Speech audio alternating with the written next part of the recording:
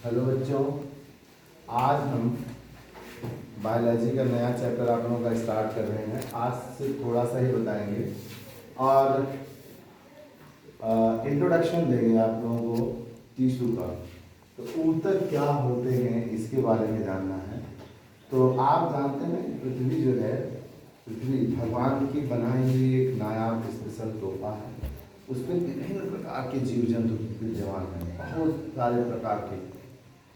तो जीव जंतु जो विभिन्न प्रकार के हैं, उन विभिन्न प्रकार के जीवों को वैज्ञानिकों ने कुछ वर्गीकृत किया, अलग किया, बांटा। तो देखा क्या कि दो प्रकार के जीव प्रमुख हैं। एक है एक कोशिकीय जीव, एक है बहुकोशिकीय जीव। ऐसे जीव जिनमें एक कोशिका पाई जाती है और जीवन की संपूर्ण क्रिया, चाहे वह पाचन हो, श्वसन हो, प्रजनन हो, बच्चे पैदा करना हो, चाहे उत्सर्जन हो, लैट्रिन बाथरूम हो, चाहे परिसंचरण हो, खून, सब कुछ उनका जीवन एक कोशिका से पूर्ण हो जाता है। एक कोशिका से पूर्ण हो जाता है।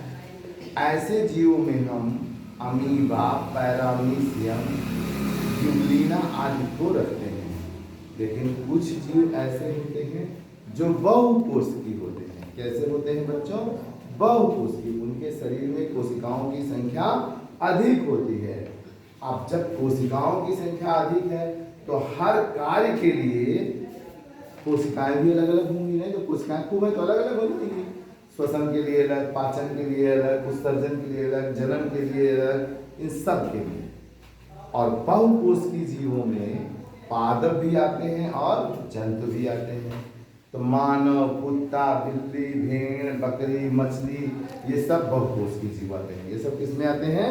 बहुकोशिकीय में। अब बहुकोशिकीय में क्या होता है कि भिन्न भिन्न कार्यों के लिए भिन्न भिन्न प्रकार के ऊतक होते हैं। बहुकोशिकीय जीवों में क्या होता है कि अलग अलग काम के लिए अलग अलग प्रकार के क्या होते हैं? क्या होते हैं? ऊतक। ऊतक क्या होते हैं? ऊतक कोशिकाओं के, पहले देखिए कोशिका होती है शरीर में, सबसे छोटी इकाई क्या है? कोशिका। कोशिकाएं जब कई मिलती हैं तो कोशिकाओं का क्या बनता है? समूह बनता है। कोशिकाओं के समूह को ही क्या नाम देते हैं? ऊतक कहते हैं। और जब कई ऊतक मिलते हैं तो क्या बनता है? अंग बनता है।